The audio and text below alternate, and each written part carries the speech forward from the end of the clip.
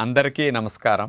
June 21వ తేదీ అంతర్జాతీయ యోగా దినోత్సవం సందర్భంగా మనందరం కార్తీక మాసం ధనుర్మాసం లాగా జూన్ మాసాన్ని యోగా మాసంగా గుర్తించి నెలంతా శారీరక మానసిక ఆరోగ్యాన్ని పెంపొందించుకోవటానికి నిజ జీవితంలో యోగాను ఒక భాగంగా చేసుకుని అందరూ ఆచరించాలని మన ప్రధానమంత్రి శ్రీ నరేంద్ర మోడీ గారు మరియు ఆంధ్రాను యోగాంధ్రగా మార్చాలని ఆంధ్రప్రదేశ్ ముఖ్యమంత్రి శ్రీ నారా చంద్రబాబు నాయుడు గారు ఇంటింటికి యోగా చేరాలని సంకల్పించారు. ఇందులో భాగంగా ఇంటింటికి యోగా కార్యక్రమానికి మీ అందరికీ స్వాగతం. ఈరోజు ఆరోగ్యానికి ఓంకారం యొక్క ఆవశ్యకత, ఒత్తిడిని తగ్గించడానికి ఓంకారం ఎలా ఉపయోగపడుతుందో ఈరోజు మనం ప్రాక్టీస్ చేద్దాం. ఆ ఉ మా ఈ 3 అక్షరాల యొక్క కలయికే ఓంకారం అని చెప్పబడుతుంది. భారతీయ సాంప్రదాయంలో ఏదన్నా ప్రవచనాలు ప్రారంభించే ముందు గురువు గారు కానీ స్వామి కానీ ఇట్లాంటి వారు 3 సార్లు ఓంకారం ఉచ్చరించమని అందరి చేత ఉచ్చరింపజేసి అప్పుడు మొదలు పెడతారు. అట్లాగే ఉదయం పూట దైవ ప్రార్థన దగ్గర కూర్చున్నప్పుడు కూడా ఓంకారాన్ని 3-4 సార్లు ఉచ్చరించిన తర్వాత ఆ కార్యక్రమం ప్రారంభించమంటారు. ఇట్లా అన్ని శుభకార్యాలకి ఓంకారాన్ని ఉచ్చరించటం అనేది ఎందుకు పెట్టారు అంటే, ఇదేదో హిందూ మతంలో ఆధ్యాత్మికత కాబట్టి దాని కొరకే అలాంటి వారే ఆ మతంలో ఉన్నవారే ఓంకారాన్ని ఉచ్చరించాలి అనుకుంటే పొరపాటు అనిపిస్తుంది.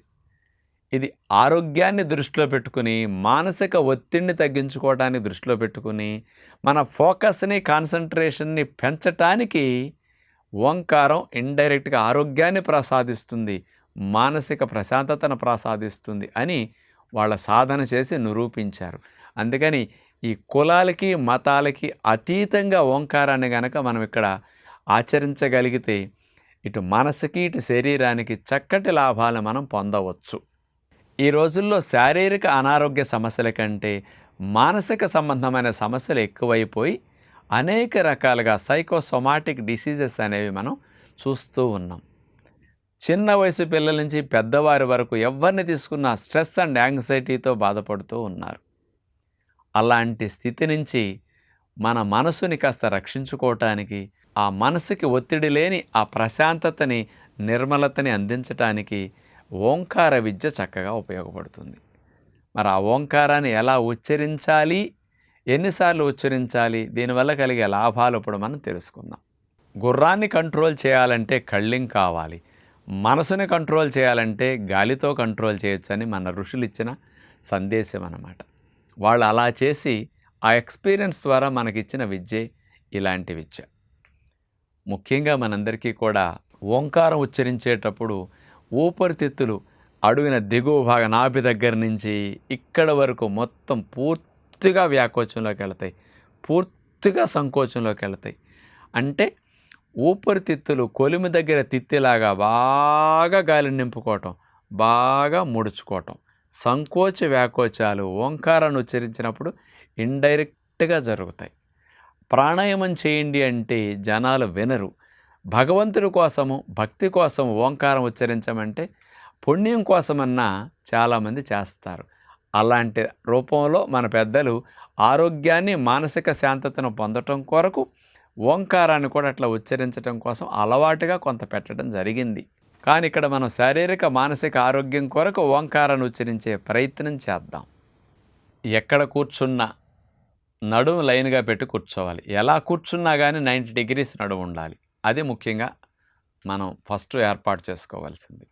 వజ్రాసనం వేసి కూర్చున్నా, పద్మాసనం వేసి కూర్చున్నా, సుఖాసనం వేసి కూర్చున్నా, లేకపోతే మీరు ఎక్కడున్నా కానీ అలా పెట్టండి. కళ్ళు మూసుకోవాలి. గాలిని ఒక్కసారి 2 ముక్కు రంధ్రాల ద్వారా ఊపిరితిత్తులు నిండుగా తీసుకుని ఓ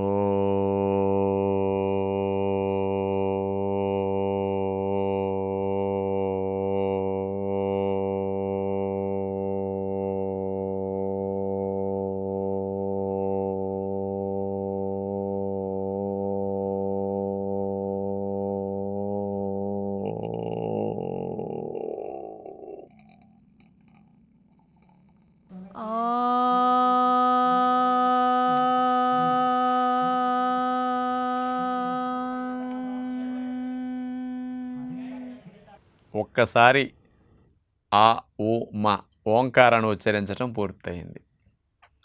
అంటే పీల్చుకున్న గాలంతటిని శరీరమంతా వాడేసుకోవటం అయిపోయి పూర్తిగా ఆక్సిజన్ కావాలి అన్నట్టు డిమాండ్లోకి వచ్చేస్తుందన్నమాట. మనకి ఎప్పుడైనా ఆహారం దొరకనప్పుడు చాలినప్పుడు చూడండి, అది బాగోపోయినా చాలా కమ్మగా ఉంటుంది కదా. ఆక్సిజన్ కోసం కణాలు అట్లా ఉంటాయి. ఇప్పుడు ఆ నేచర్ తీసుకొస్తా.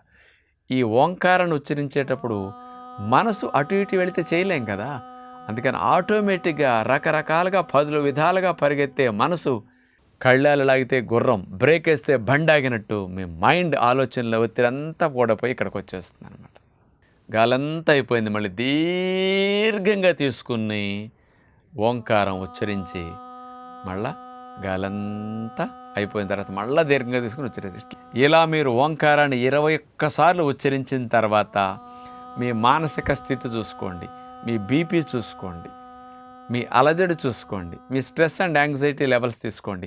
కార్టిజాల్ హార్మోన్ తగ్గుతుంది, సెరటోనిన్ హార్మోన్ లాంటివి, డోపమిన్ హార్మోన్ లాంటి ప్రొడక్షన్ పెరుగుతుంది, మీ లోపల ఎడ్రినలిన్ హార్మోన్ యొక్క ఊపు తగ్గుతుంది. ఇట్లా అనేక రకాల హార్మోన్స్ బ్యాలెన్స్ అవ్వటానికి, స్ట్రెస్ హార్మోన్స్ తగ్గి హ్యాపీ హార్మోన్స్ ప్రొడక్షన్ మీకు పెరగటానికి ఈ ఓంకారం బాగా పనికొస్తుంది. దీనివల్ల మానసిక సంబంధమైన సమస్యలు తగ్గడంతో పాటు లంగ్ కెపాసిటీ మీకు పెరగడంతో పాటు మీ ఫిజికల్ అండ్ మెంటల్ ఎనర్జీస్ బాగా పెరుగుతాయి. మీ మనసుకి అలజడలేని నిలకడ స్థితి, నిశ్చలంగా ఉండే నదిలాగా మీ ఆలోచన స్థితి ఉండటానికి ఈ ఓంకారం ఉచ్చరించడం అనేది చక్కగా ఉపయోగపడుతుంది. అందుకని ఉదయము సాయంకాలం సంధ్యావందన సమయాల్లో స్నానం ఆచరించిన తర్వాత ఇలాంటి అభ్యాసం చేయటం మనకు ఆచారాల్లో కూడా పెట్టడం జరిగింది. కాబట్టి ఆ దైవ కార్యక్రమాల కోసం ఓంకారం అనేదే కాకుండా అన్ని కులాల వారు, అన్ని మతాల వారు కూడా ఆరోగ్యాన్ని, మానసిక ఒత్తిడిని తగ్గించుకోవటానికి యోగ విద్యలో భాగమైన ఈ ఓంకారాన్ని ఉచ్చరించి ఇన్ని లాభాలు పొందుదామని విజ్ఞప్తి చేస్తూ నమస్కారం.